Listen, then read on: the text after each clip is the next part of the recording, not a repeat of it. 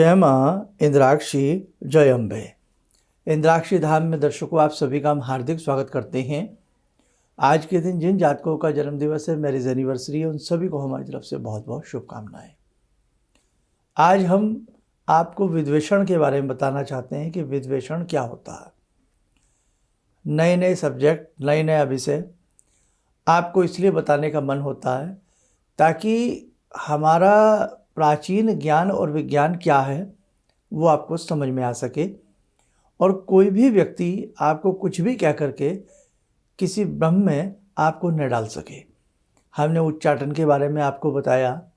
आज हम विद्वेषण की बात करेंगे कि विद्वेषण क्या है, क्या ये किसी व्यक्ति के ऊपर हो सकता है, कराया जा सकता है, और इसके बचाव का क्या पहलू है।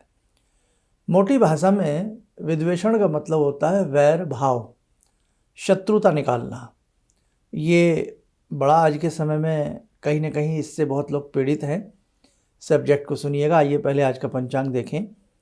22 फरवरी सन 2023, दिन बुधवार, संवत 2079, फाल्गुन मास, शुक्ल पक्ष, तिथि आज तृतीया, नक्षत्र उत्तरा भाद्रपद, राहु काल 12 से 1:30, दिशाशूल उत्तर और पूर्व दिशा। हम आपको दिशाशूल बताते हैं जैसे रोज बताते हैं। आज की दिशाशूल उत्तर से पूर्व दिशा है बुधवार की। गुरुवार की दिशाशूल दक्षिण होती है। इसका अर्थ क्या है? इसका अर्थ ये होता है कि आप इस दिशा में यात्रा आज के दिन स्थगित कर दें, न करें। अति आवश्यकता हो तो फिर उसका परिहार होता है, उसका उपाय होता है, वो करके जाना चाहिए। नहीं तो अपने गुरु मंत्र को आप 21 या 31 बार जप के तब उस दिशा में आगे बढ़ें, तो भी आपकी कृपा गुरु महाराज की होती है, और दिशा का जो शूल होता है उसका आपके ऊपर असर नहीं आता। ऐसे ही हम आपको प्रतिदिन का नक्षत्र भी बताते हैं, आपको हम राहु काल भी बताते हैं। हालांकि साउथ में राहु काल को ज़्यादा मान्यता दी जाती है, तो राहु काल में शुभ कर्म नहीं किए जाते, इसलिए आपको प्रतिदिन का राहु काल बताया जाता है। एक आती है हमारी ध्यानमाला बीच में, है ना, किसी कार्यक्रम के बीच में नहीं भी आती लेकिन अक्सर आती है। उसमें हम आपसे कवच बनवाते हैं। तो कवच का अर्थ यही है कि सुरक्षा। जब जब आप ध्यानमाला से जुड़ें, दिन में कभी भी आपने हमें सुना है और ध्यानमाला से आप जुड़ रहे हैं, तो कवच जरूर बना लिया करें ताकि आप और आपका परिवार सुरक्षित हो, और जिस दिन की जो ध्यानमाला होती है उस देवी की, उस देवता की कृपा से आप सुरक्षित रहें। ठीक है, अब आगे बढ़ते हैं। आप जो कार्यक्रम विद्वेषण के लिए हमारा सुन रहे हैं, थोड़ा सा हमने आपको लेट किया है, कुछ चीज़ें बीच में बताना ज़रूरी थी। विद्वेषण का मतलब होता है दो व्यक्तियों के बीच में बैर भाव पैदा कर देना, दो व्यक्तियों के बीच में शत्रुता पैदा कर देना।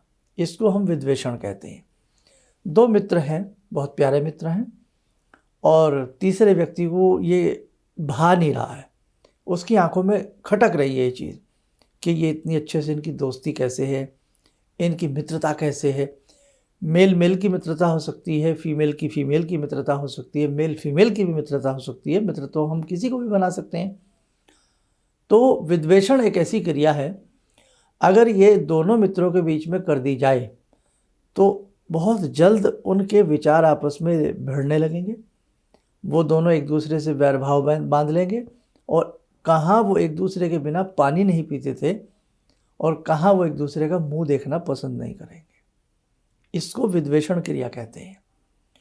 कई बार विद्वेषण पति पत्नी के बीच में भी हो सकता है, कई बार विद्वेषण पिता पुत्र के बीच में भी हो सकता है, कई बार विद्वेषण नेताजी और जनता के बीच में भी हो सकता है, और कई बार विद्वेषण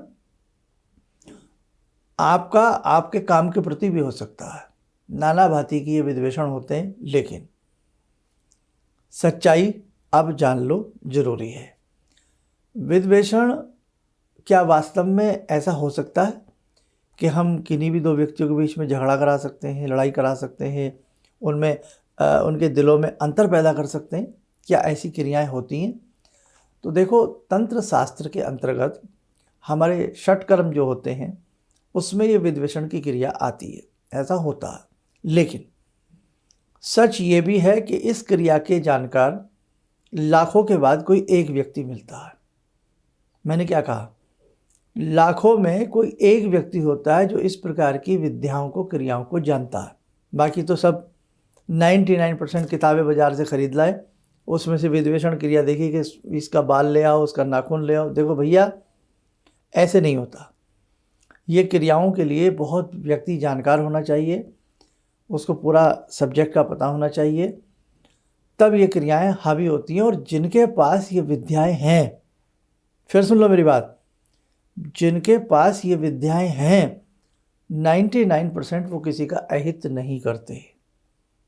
मेरी बात को अब आप बहुत लोग क्या करते हैं, आधी वीडियो देखते हैं, आधी छोड़ देते हैं। आप पूरी सुनिए मैं क्या कह रहा हूँ, कि जिनके पास ये क्रियाएं हैं 99% वो किसी का अहित नहीं करते। किसी गलत व्यक्ति के हाथ में कोई विद्या पड़ जाए तो मैं कह नहीं सकता, लेकिन विद्वेषण क्रिया होती है, एक स्तंभन क्रिया होती है, उसके बारे में बताएंगे आपको। ऐसे ही सम्मोहन क्रिया होती है, वशीकरण क्रिया होती है, जिसे आप वशीकरण में, सम्मोहन में हिप्नोटाइज कर लेना कहते हैं जिसको, है ना।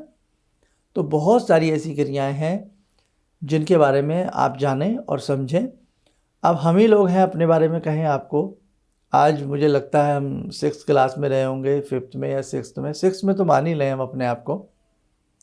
तब से लेकर के आज तक अनेकों गुप्त विद्याओं को हमने देखा है, सीखा है, लेकिन हमें इस लंबे सफ़र में, करीब करीब 35-40 साल के सफ़र में, हमें बेकार लोग नहीं मिले कि जो इस प्रकार की विद्याओं के जानकार हों और वो किसी के ऊपर इस प्रकार की विद्याएं करें। हाँ, इस 35-40 साल के सफ़र में ऐसे बहुत लोग दिखे हैं जो ठग विद्या के माध्यम से ठगने का प्रयास करते हैं।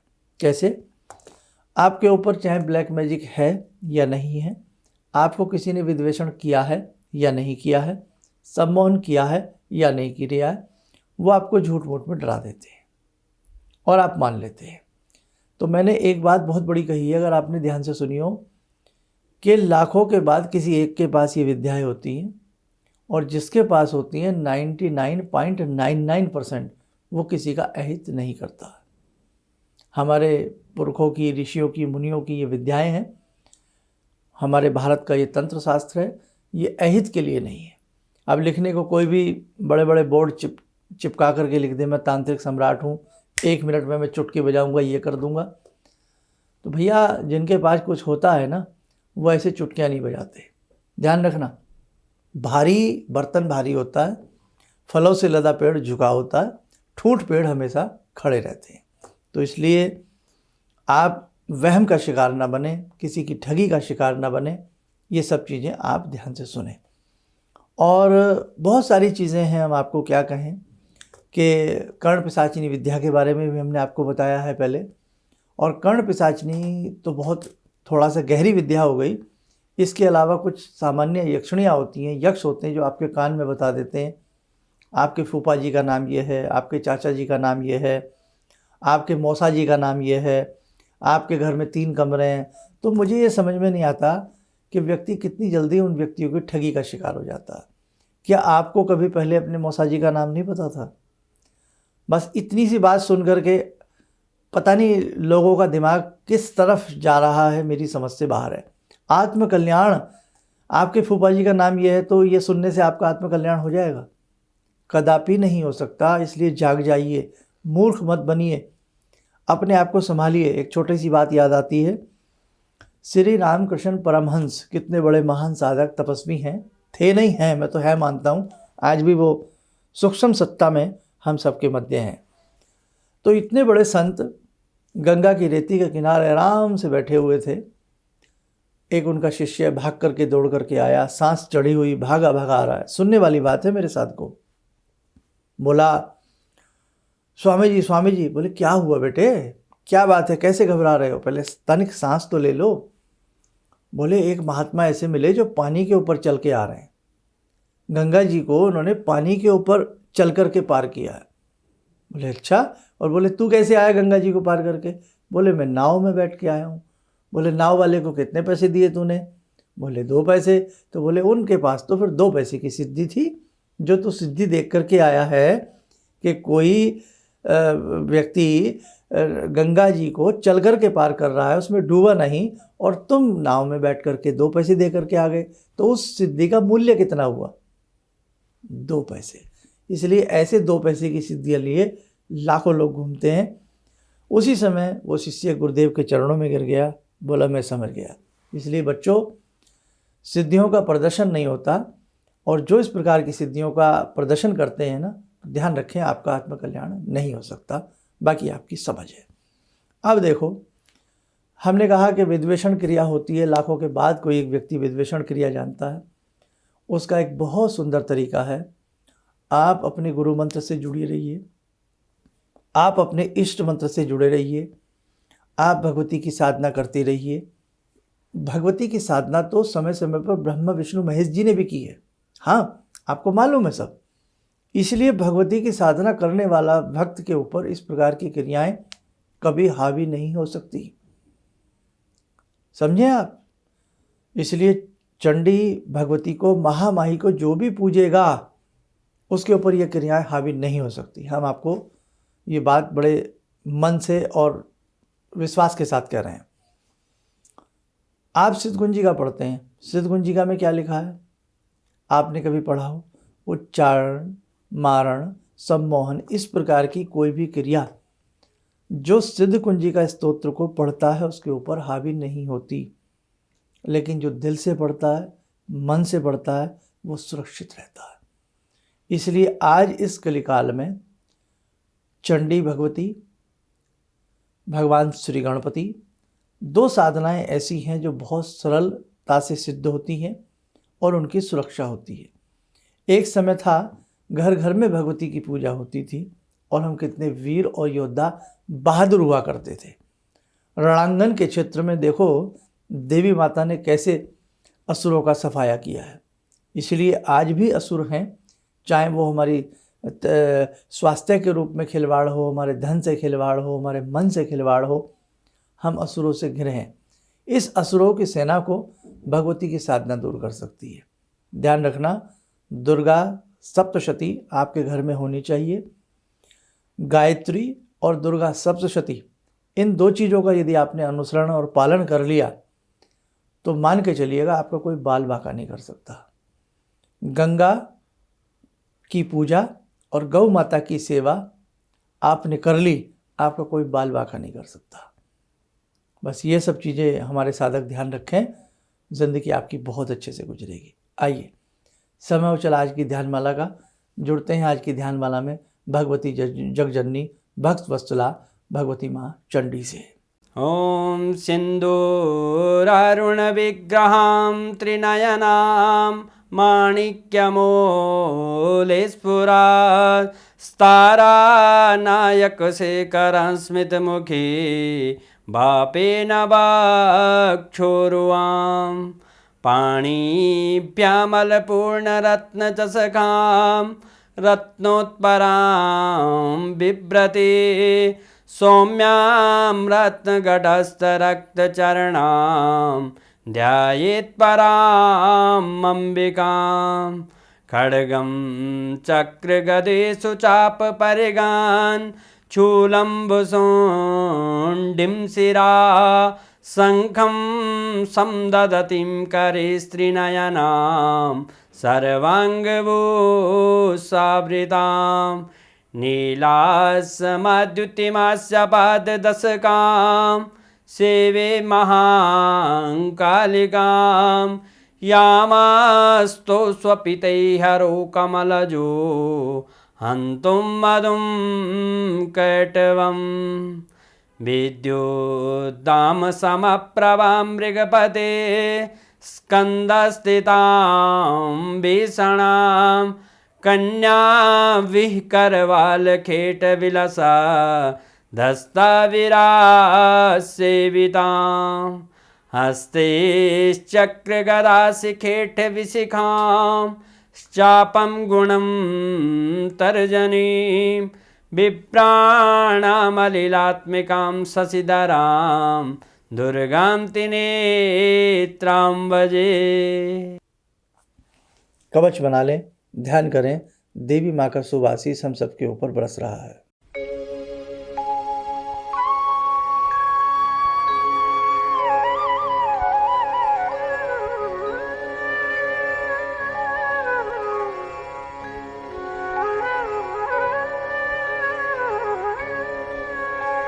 ओम बोलते हुए नेत्र खोलें, सामान्य हो जाए।